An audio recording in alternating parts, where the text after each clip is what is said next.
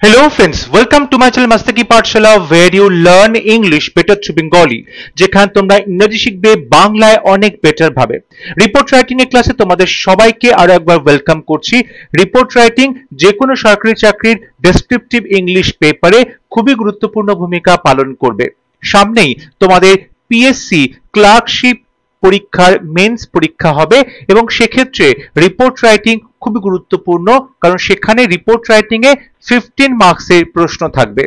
তাই আশা করব report writing এ যে ক্লাসেসগুলো নিয়ে আসা হচ্ছে বা পরবর্তীতে হবে সেগুলো অবশ্যই তোমরা ফলো করবে এবং এই টপিকগুলো বাড়িতে প্রস্তুত রাখবে। তাহলে শুরু করছি আজকের lesson. Write a report on the discontinuation of Kolkata's tram service. কলকাতায় যে 150 বছরেরও বেশি পুরনো ট্রাম সার্ভিস চলছিল, সেই ট্রাম সার্ভিসকে ডিসকন্টিনিউ করার সিদ্ধান্ত গ্রহণ করেছে স্টেট গভর্নমেন্ট। এটা হয়েছে 2024 এর সেপ্টেম্বর মাস নাগাদ। আজকে রিপোর্ট রাইটিং এ আমরা সেই টপিকটা নিয়ে আলোচনা করব যে কলকাতার ট্রাম কত পুরনো, কেন এত বছর কলকাতার ট্রাম টিকে ছিল, কেন ট্রাম তুলে নেওয়ার সিদ্ধান্ত গ্রহণ করলেন রাজ্য সরকার এবং তার কি কি যুক্তি রয়েছে বা কিভাবে আমরা চাইলে ট্রামটাকে সেভ করা যেত, ট্রাম সার্ভিসকে কন্টিনিউ করা যেত। এইরকম বিভিন্ন কিছু বিষয় আলোচনা করব আজকে রিপোর্ট রাইটিং এর ক্লাসে। তাহলে চলো আমরা রিপোর্ট রাইটিংটা একবার দেখে নিই। এন্ড অফ এন এরা, মানে একটা যুগের শেষ হচ্ছে। এন্ড অফ এন এরা, পুরো একটা সময়কাল তার শেষ হচ্ছে। কলকাতা's iconic 150-year-old tram service is to be discontinued. তোমরা যারা পুরনো বাংলা সিনেমা দেখতে পছন্দ করো তারা দেখবে যে বিভিন্ন সিনেমাতে কলকাতার ট্রাম বারবার করে ফিরে ফিরে এসেছে। সত্যজিৎ রায় সিনেমা বলো, তপন সিনহা সিনেমা বলো, বিভিন্ন সিনেমাতে আমরা দেখতে পেয়েছি কলকাতার ট্রাম সার্ভিস বারবার তার ঐতিহ্য, তার মহিমা নিয়ে বারবার ফিরে এসেছে বড় পর্দা, ছোট পর্দায় বিভিন্নভাবে। এবং আজকে যখন রাজ্য সরকার সেই ট্রামকে ডিসকন্টিনিউ করে দেওয়ার সিদ্ধান্ত গ্রহণ করেছে, তখন স্বাভাবিকভাবেই বিভিন্ন মহল থেকে একটা প্রোটেস্ট আসছে, একটা বিরোধিতা আসছে এবং সেক্ষেত্রে বিভিন্ন মানুষ তাদের নিজস্ব ওপিনিয়ন দিচ্ছে যে এটা করলে বা ওটা করলে হয়তো ট্রামকে বাঁচানো যেতে পারে, ট্রাম সার্ভিসটাকে কন্টিনিউ করা যেতে পারে। কারণ ট্রাম সার্ভিসকে বলা হচ্ছে কলকাতার লাইফ লাইন। কলকাতার যে লাইফ লাইন সেটাকে বলা হচ্ছে ট্রাম, এবং কলকাতার যে এত বছরের পুরনো একটা ঐতিহ্য, একটা হেরিটেজ, একটা আলাদা চার্ম কলকাতা শহরের, সেটা কিন্তু ট্রামকে বলা হচ্ছে, ট্রাম সার্ভিসটাকে বলা হচ্ছে। আমরা সত্যজিৎ রায় যদি সিনেমা দেখবো মহানগর, সেখানে কিংবা বলো অপুর সংসার, এত বিখ্যাত একটা সিনেমা অপুর ট্রিলজি, সেখানেও আমরা কলকাতার যে কালচারাল ব্যাকড্রপ তার পরিপ্রেক্ষিতে ট্রামকে বারবার দেখতে পেয়েছি। আমরা দেখেছি যে ভারতবর্ষে বিভিন্ন শহরে ট্রাম সার্ভিস শুরু করা হয়েছিল কলকাতাকে ফলো করে, কিন্তু কিছুদিন পরেই তারা সবাই সেই যে ট্রাম সার্ভিস সেটা ডিসকন্টিনিউ করে দিয়েছিল। বাট একমাত্র কলকাতাতেই ট্রাম সার্ভিস এত বছর ধরে টিকে ছিল। আজকে রিপোর্ট রাইটিং এ এই সমস্ত বিষয়টাই আমরা আলোচনা করতে চলেছি। কলকাতা সেপ্টেম্বর 29, 2024, আমরা 2024 সাল উল্লেখ করেই ডেটটা দেওয়া হয়েছে। The West Bengal government, but the Bengal government has decided to discontinue the capital's historic tram service after 151 years of its introduction. Bengal government decide করেছে যে তা ডিসকন্টিনিউ করে দেবে, অর্থাৎ তারা আর ট্রাম সার্ভিসটা কন্টিনিউ করবে না, তারা সেটা বন্ধ করে দেবে। কি বন্ধ করবে? দি ক্যাপিটালস হিস্টোরিক ট্রাম সার্ভিস, এই রাজধানী শহরের যে ঐতিহাসিক ট্রাম সার্ভিস সেটা বন্ধ করে দেবে after 151 years of its introduction. যবে থেকে শুরু হয়েছিল 1873, তারপর থেকে 151 ইয়ার্স কমপ্লিট হয়েছে এবং তারপর ট্রাম সার্ভিসটা বন্ধ করে দেওয়া হচ্ছে। A small stretch from Maidan to the Esplanade will be continued for tram lovers as a heritage stretch. বলা হয়েছে যে কলকাতার যে ময়দান সেখান থেকে এসপ্ল্যানেড পর্যন্ত এই যে ছোট্ট এরিয়াটা, এই এরিয়াতে শুধুমাত্র ট্রাম চলাচল করবে, যেটা কেন চলাচল করবে? অ্যাজ আ হেরিটেজ স্ট্রেচ, অর্থাৎ সেই জায়গাটুকু কলকাতার যে হেরিটেজ হিসেবে দেখানোর জন্য ট্রাম সার্ভিসটাকে কন্টিনিউ করানো হবে। The first horse-drawn trams in Kolkata began its journey on 24th February 1873 from Shialda to Armenian Ghat. বলা হচ্ছে কলকাতার যে প্রথম ঘোড়ায় টানা ট্রাম সার্ভিস শুরু হয়েছিল 1873 সালে 24শে ফেব্রুয়ারি শিয়ালদা থেকে আর্মেনিয়ান ঘাট পর্যন্ত, প্রায় 4 কিলোমিটার মতো stretch. The first electric tram was introduced on 27th March 1902 from Esplanade to Khidirpur, এবং 1902 সালের 27শে মার্চ প্রথম ইলেকট্রিক ট্রাম সার্ভিস চালু হলো কলকাতায় এসপ্ল্যানেড থেকে খিদিরপুর পর্যন্ত, and this was Asia's first electric tram service, এবং এটা হচ্ছে এশিয়ার প্রথম ইলেকট্রিক ট্রাম সার্ভিস, যেটা এশিয়া মহাদেশের প্রথম কলকাতাতে চালু করা হলো যে বৈদ্যুতিক ট্রাম সার্ভিস। তাহলে দেখতেই পাচ্ছ কত ঐতিহ্যশালী একটি ট্রান্সপোর্ট সিস্টেম, যেটা কলকাতায় এত বছর ধরে টিকে ছিল, সেটাকে বন্ধ করে দেওয়া হয়েছে বিভিন্ন কারণের জন্য। আমরা প্রস এন্ড কনস দুটোই আমাদের রিপোর্টে লেখার চেষ্টা করেছি। এর পরের প্যারাগ্রাফে লেখা হয়েছে, the rise of vehicles and traffic congestion compelled the government to take this hard decision. The rise of vehicles, অর্থাৎ আজকাল রাস্তাঘাটে গাড়ির সংখ্যা, বাসের সংখ্যা, সেটা পাবলিক ভেহিকলস হতে পারে, সেটা প্রাইভেট ভেহিকলস হতে পারে, সবকিছু যানবাহনের সংখ্যা বেড়ে গেছে। অ্যান্ড ট্রাফিক কনজেশন, অর্থাৎ যে ট্রাফিকে যে ভিড় হচ্ছে, রাস্তাঘাটে যে ভিড় হচ্ছে, সেই ট্রাফিক কনজেশনটা বেড়ে গেছে। সো এই দুটো কারণ কি করেছে? কম্পেল করেছে, বাধ্য করেছে দি গভর্নমেন্ট, সরকারকে, to take this hard decision, এই কঠিন ডিসিশনটা নিতে বাধ্য করেছে, কারণ রাস্তাঘাটে গাড়ির সংখ্যা অনেক বেশি হয়েছে এবং তার ফলে ট্রাফিক কনজেশন বেশি হচ্ছে, এবং ট্রাম সার্ভিসটা, যেহেতু ট্রাম খুব স্লো চলাচল করে, তার ফলে ট্রাম যখন রাস্তায় চলছে তখন সেই মুহূর্তে সেই জায়গাতে অন্যান্য ট্রাফিক চলাচল করতে পারছে না, তার ফলে ট্রাফিক কনজেশন হয়ে যাচ্ছে বলে সরকারের দাবি। But Calcutta Tram Users Association CTUA alleged that, কিন্তু কলকাতা ট্রাম ইউজার্স অ্যাসোসিয়েশন যেটা রয়েছে তারা alleged করেছে, তারা দোষারোপ করেছে that the government is deliberately destroying the tramway.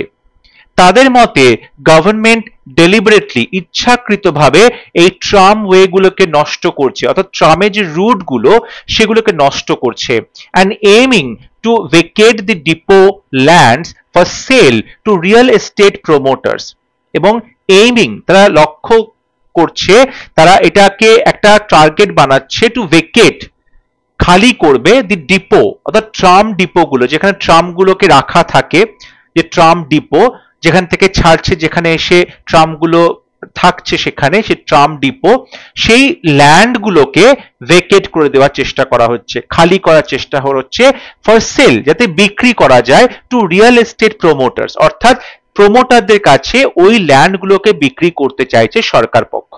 এটা দাবি করছে Calcutta tram users association.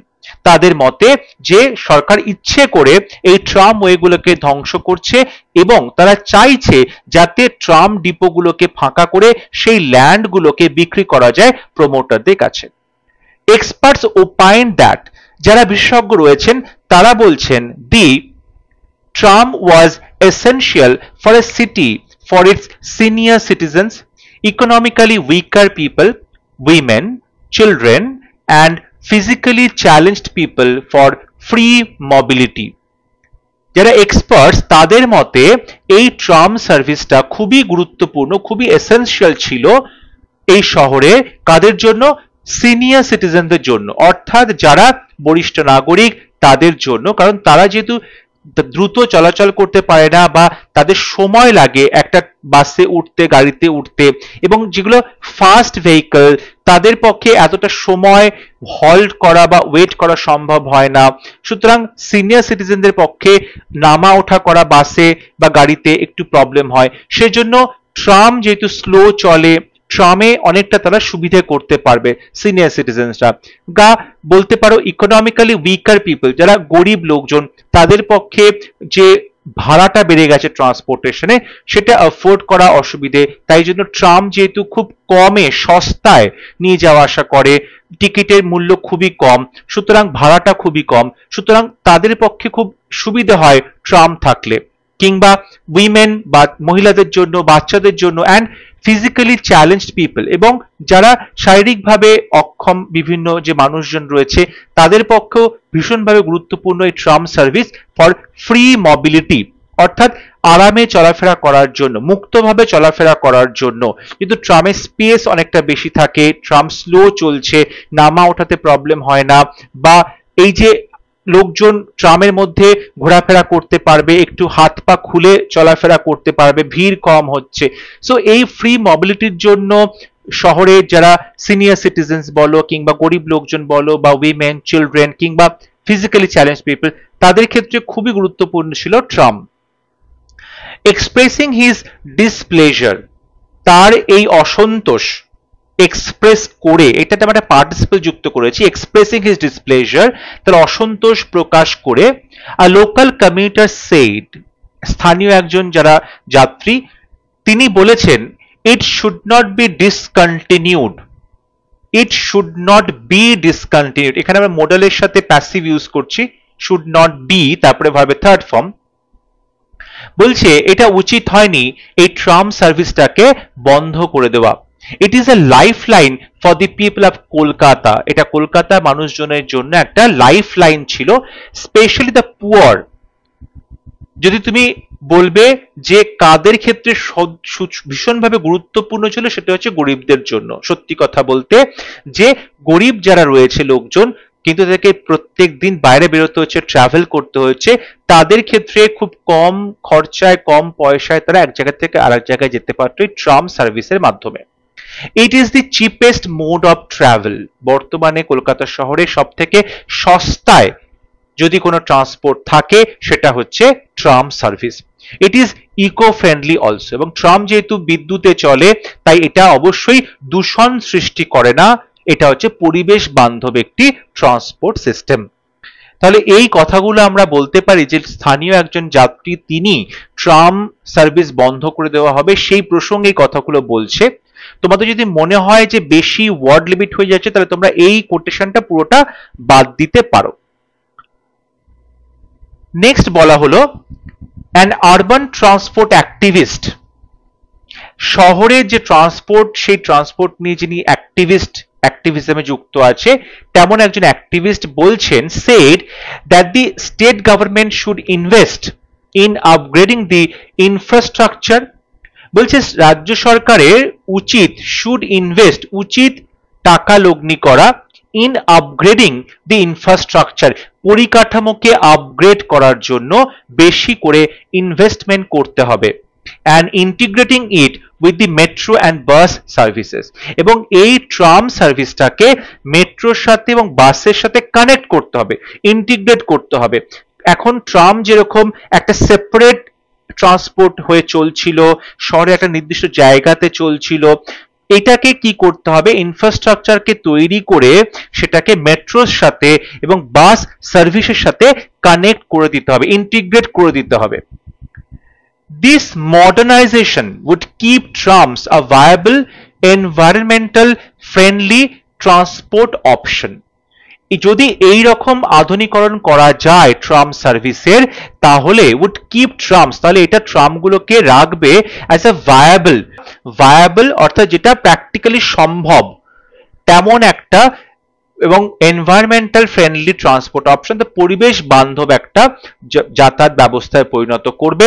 And thus, এবং তাই ভাবে সেই জন্য দি legacy would continue for future generations, এবং এই যে লেগেসিটা, যে চলছে ট্রাম সার্ভিস একমাত্র কলকাতাতেই রয়েছে সারা ভারতবর্ষের মধ্যে, এবং এত বছরের পুরনো এই লেগাসিটা কিন্তু উড কন্টিনিউ, এটা চলতে থাকবে ফর ফিউচার জেনারেশনস, ভবিষ্যৎ প্রজন্মদের জন্য।